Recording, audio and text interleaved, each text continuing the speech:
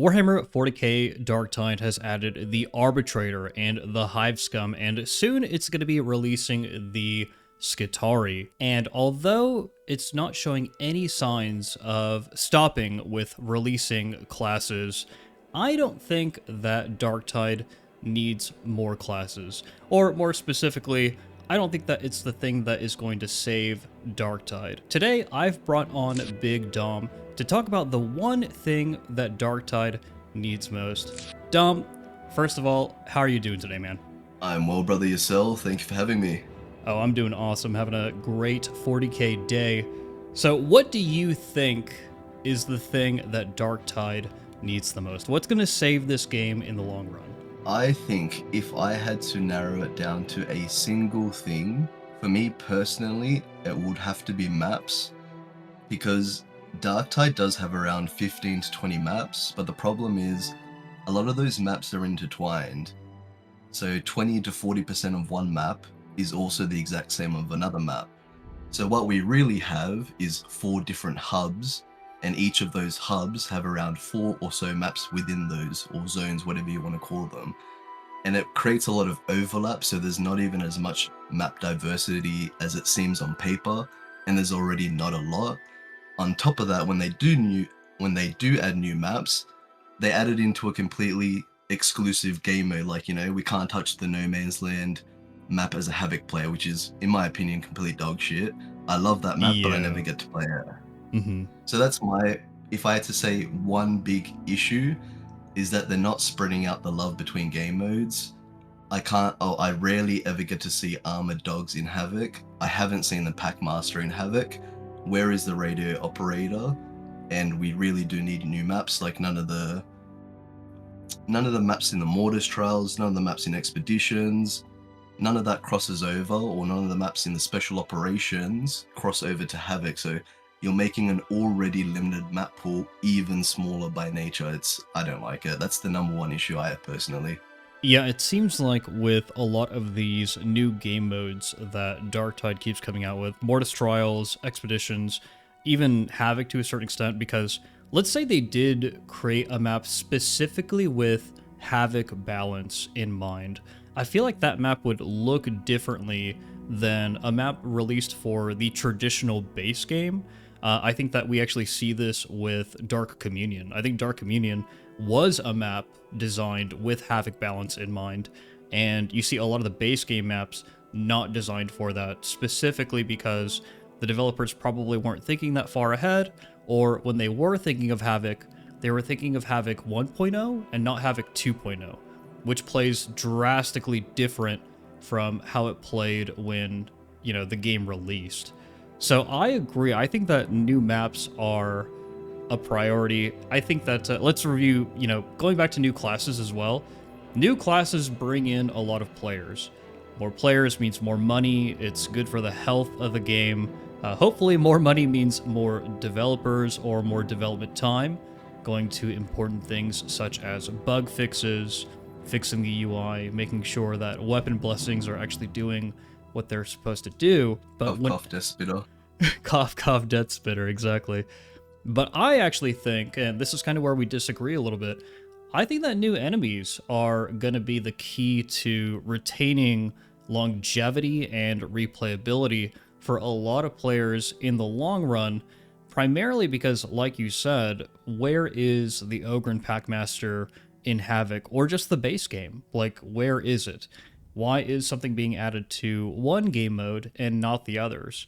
What kind of freaks me out a little bit is that the Ogre and Packmaster is this creature, this enemy that represents, in my mind, Darktide enemies 2.0.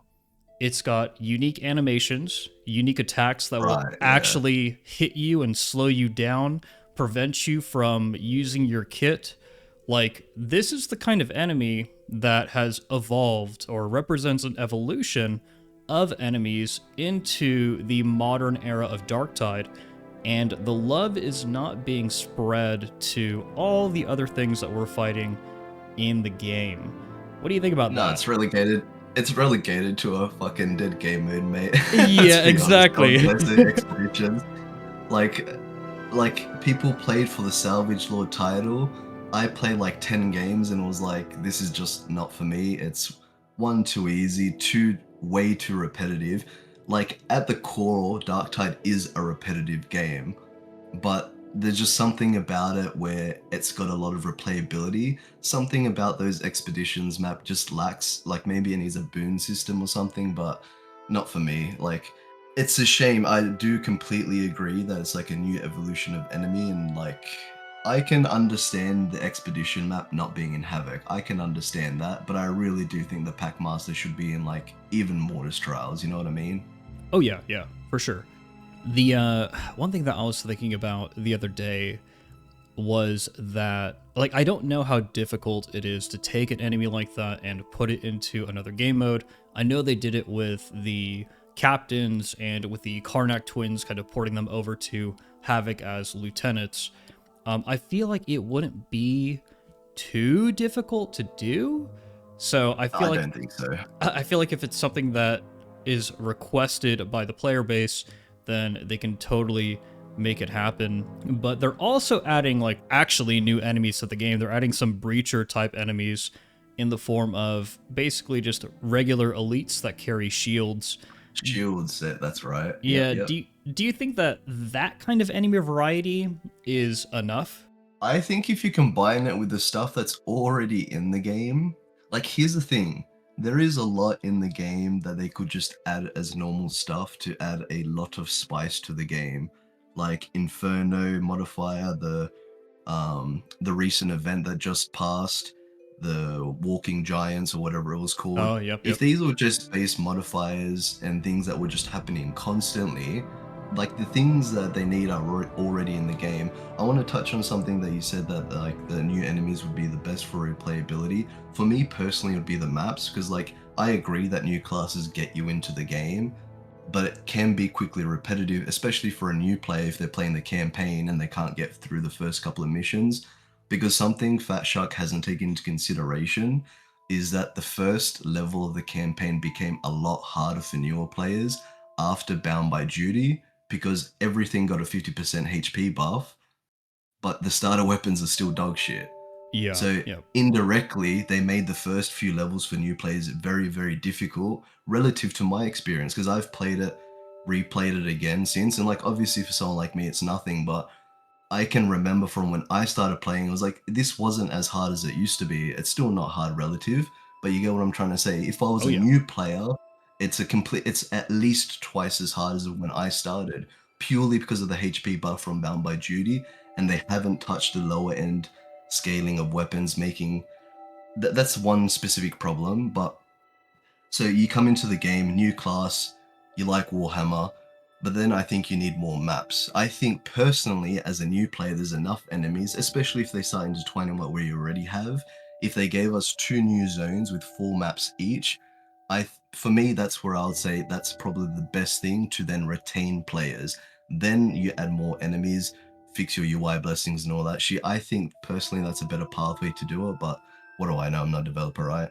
Yeah, I completely agree with you because that's something that a lot of people, especially when you've been playing the game for a really long time, and probably a lot of the people that are going to watch this video, people who are really invested in the game, you know, the 10% of people who go out of the way to not only play the game but also watch content about the game. Like, we kind of take it for granted what the new player experience looks like because like you said, like, you know, the Skitaria is going to release and like 40,000 people are going to come back to the game or whatever, or millions of people are going to come back to the game. The Sisters of Battle class with the two-piece bikini cosmetic is going to be added to the game. And, you know, that's going to attract like 10 billion players to Darktide. Everyone's going to be playing Darktide. But that doesn't matter when they All can't the get adventure past. gooners. Yeah, Sorry. that's fun. That doesn't matter when they can't get past the very first mission because either A, you know, matchmaking is fucked and they can't find anybody to help them, or Yes, the bot system as well. Holy shit. yeah, exactly, or B, the the balance of the weapons just hasn't really been looked at since enemy HP has been rebalanced. Whatever it is, It's If being looked at from the top end, but I definitely feel they forgot about on the lower end. It's like I don't think they've touched anything on the lower end, like at gray weapons. I'm talking about Yep, gray yep, green yep, yep. weapons, where actual new players are talking about, because they definitely balance for like end game stuff. That's for damn sure. Um, but yeah, because okay, the reason I'm saying this is because I'm in the midst of recording a One Life series for like different classes. Like the first time I die, that's it. The run ends. Blah blah blah. Just all in one video. Yeah, That's where I'm starting to realize, yeah, they need to look back at the early, especially with Skitarii about to come out. The first 5 levels, or people shouldn't be getting stuck on the first. Like every third post that you see on Reddit at the moment is people complaining they can't get past the first damn mission, bro. yeah, yeah. I see it too. So It's yeah, it's not just the HP imbalance as well. I do think that, and this is kind of the problem, I guess, with introducing new enemies is like, let's say you introduced a whole patch where we got like 3 or 4 new enemy types get added to the game. How does that look like at the lowest levels? Are they going to filter them in and introduce them at specific difficulties? yeah. Does Darktide need to do a better job at slowly introducing enemies to the player? Is throwing a captain at them for the very first mission of the game a little too much? Like, should they just be getting a mission where it just kind of ends when you get to the end? Maybe something where you have to do one of the data puzzles, like, or the what are they called, the aux scans or whatever. Super easy. Like anyone can figure that out. Press this button that the screen is telling you to press, and then go locate these objects. Whatever one of those missions is. Just not have Draco, because a new player will not figure that puzzle Yeah. out. They will be like, what am I supposed to do here? No, I agree. I agree, except the mission that they give, I actually think that's a fantastic mission, ending with a boss captain kill on your first thing. I think it's very iconic because, if I'm not mistaken, you also get the disposal unit music. You Like do. Yep. that is Darktide. I just think they need to look at it again and be like, hey, let's just make this first like couple of levels just easy, enjoy it, get immersed. It's Yeah. not about being difficult at those levels. Get immersed, get hooked. That's what Fat Shark needs to look at. Yeah, I still so strongly believe though that, let's say you're going through your new player journey and you get to heresy difficulty. You've gotten through the mini campaign with No Man's Land and you've unlocked expeditions and you're kind of well on your way to leveling all your characters to max level. What happens when you get this other campaign? And this kind of combines new maps and new enemies. And it's a second Hive City. It's the Lost Hive City. And you go there, and in a very Halo 1-ish roundabout kind of way, you discover Gene Stealers. How Yes, fucking yes. epic would that be, dude? Dude, I've had the exact same idea since like 3 months into playing Darktide. Dude, fucking that neuron meme where we're both beating off each other right now. 100, yes. Yeah, exactly. Yeah. Specifically, I wanted Gene Stealer cults, but obviously you would have Gene Stealers. But yes, absolutely, absolutely. Yeah, I think like because yeah, that sorry, would you go be first. an injection of enemies at a time in somebody's journey where, like, they think they're figuring everything out. When you hear the trapper make this particular sound, you dodge. When a dog is pouncing on you, you push, etc., etc. They think they're figuring things out, and then you just introduce 10 more different kinds of enemies on top of that, plus all the monstrosities that would come with that, etc., etc. And it's like, oh my gosh, like this game is freaking huge. Because not only that, the Gene Stealer. Okay, assuming I'm going to go with Gene Stealer cults, it would add such a diverse faction because we already know Nurgle to be more slow and blah blah blah. And Gene Stealer cults, they'll be coming out of more spawn doors, out of the sides, out of the roofs. That'll be faster but squishier enemies. You know what I mean? And you can balance them completely around that. Like, yeah, you're going to be killing more of them because they're easy to kill, but they may get to you quicker, blah, blah, blah. Like, yes, I think it's not only would it be cool to get a new faction, that's probably going to be like the hardest thing to inject, and maybe the single most thing that Darktide needs, a completely new faction. Whether they leave that for Darktide too, I don't know. I don't think they should, but yeah, the Gene Stealer cults could add such a diverse faction compared to what we already have. Like, let's say you compare it to Helldivers, because I don't think you have in Space Marines. Space Marines are still just Tyranids, yeah? Yeah, it's just Tyranids and Chaos. Yeah. So Chaos, that's still a good example. So like Chaos and Tyranids still play very differently relative Oh to yeah. each other. Oh yeah. We don't have that in Darktide yet. Yeah, we need that absolutely. Yeah, and it's kind of interesting because I feel like it would be something that Fat Shark recognizes, considering that Vermintide 2 had multiple types of enemies with Skaven, Chaos, and even Beastmen being kind of a sub-faction Yeah, of Chaos. Like, they did a yeah, really good job of separating all these different enemies and creating not different playstyles, but you had to think differently depending on which kind of enemy you were facing. And having something like your traitor guard slash your cultists versus your gene stealer cult or gene stealers would be a phenomenal contrast, because that would make something like expeditions extremely fun. Whenever you have to consider a really fast faction and you have to be 360 degrees on watch at all times, that makes the game mode exciting. That makes it really fun, really hyped to play. Gives you some of that high octane gameplay that Darktide is known for, especially in like the higher Havoc levels, for example. So I kind of just returned to like my main point. I think that new enemies, specifically a new faction, is the yes, one it's thing that this probably. game needs, Yeah. dude. It's what Darktide needs the most. I'll have to agree. Like upon reluctantly, I'll give you this one, mate. But uh, upon further inspection, a new faction is probably like new maps would be nice, new enemies is nice, but a diverse faction is probably the single most thing I agree that Darktide probably needs at the moment. Yeah, It like not only like adding more to what you said is also to cut you off.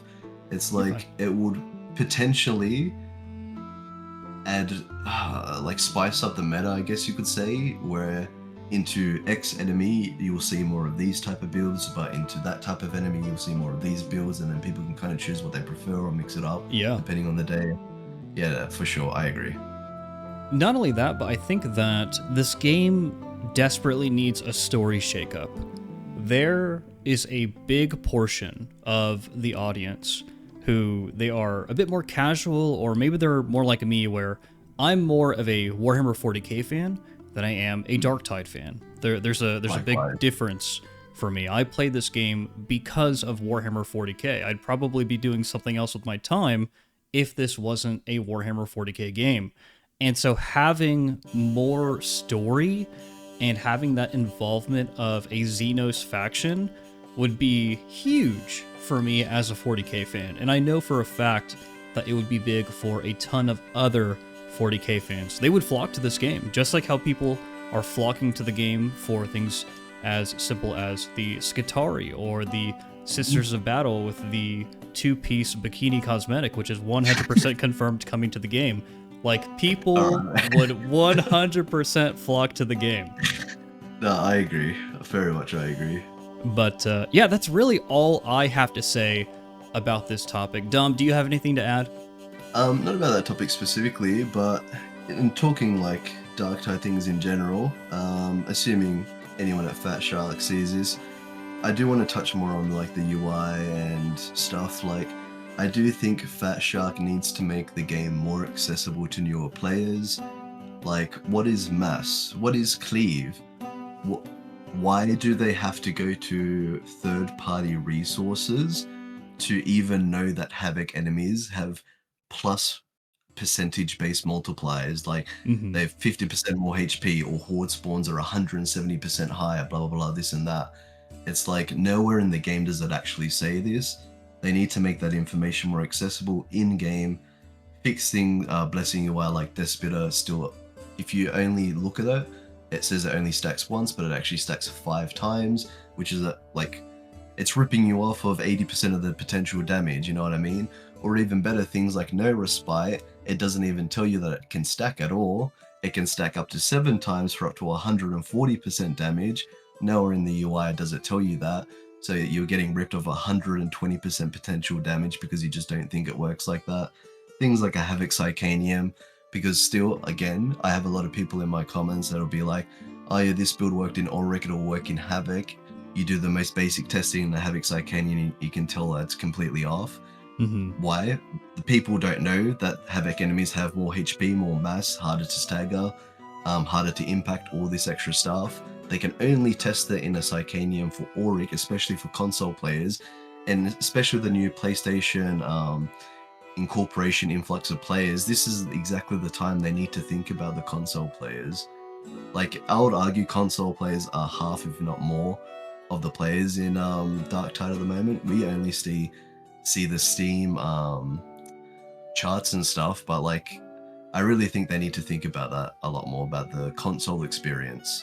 Visual clutter, potentially even adding things like health bars for elite enemies. Like when you go into Havoc 40 and like 10, 15 enemies have the purple modifier encroaching garden, you can't even really tell which one is which because it has like an aura around it and it kind of just mix into each other. It's just terrible at the moment.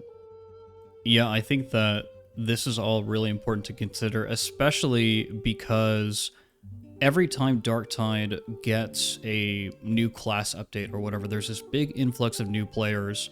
And remember, only about 20% of them, maybe, are going to platforms like YouTube or Reddit or the Darktide forums to learn more about the game. And so that's 80% of your player base where they're just turning the game on to play with their friends or to experience, you know, Warhammer 40K in a video game form. And so when they go in there and they don't understand these things and then they die and their gameplay experience is ruined, you will have some people where they're going to get back up and they're going to figure it out and they're going to keep going. But when they can't find in-game what is killing them, and they can't refine their build because they don't know how to, because the game doesn't explain it to them, then they're just going to put the game down and go to the next game. Exactly, because what's going to happen next time is their friend's going to ask, do you want to play Darktide, bro? And it's like, do you want to play Helldivers? Yeah, okay. That's what's going to happen. Yeah, yep. Well, like, I mean, come on. I want them in Darktide, you know? Fuck Helldivers, fuck Space Marine. Anyway, no, but seriously, like, for any game and developer, like, please, more accessibility for new players and things like extended UI mods that should just be incorporated into the base game. That will solve 80% of the problems I have. Like when it comes to like the UI stuff, just speak to the person that made that mod, give them some money, incorporate it into the base game. Please, Fat Shark, like come on. Yeah. That would probably be one of the best investments that Fat Shark could make on the game. And it would probably and it's quick, easy, very, very time efficient. Yep. That's my idea anyway. But I got really nothing more. Hopefully we get Gene Stealers or Gene Stealer cults, a second hive. Because if we get a second hive, that will solve my map problem. If we get a new faction, that solves your enemy problem. And ideally, that would come in a package. And Chef's Kiss, I got a half chub. You know what I mean? Heck yeah, dude. Thank you so much for joining me at Big Dom. If you guys don't know him, head over to Big Dom's channel and give him a sub. He's an amazing Darktide content creator who has aspirations to be a 40K content creator as well. So look out for that content. Thanks for joining us, guys. This has been Jeffigus and Big Dom. The Emperor Protects.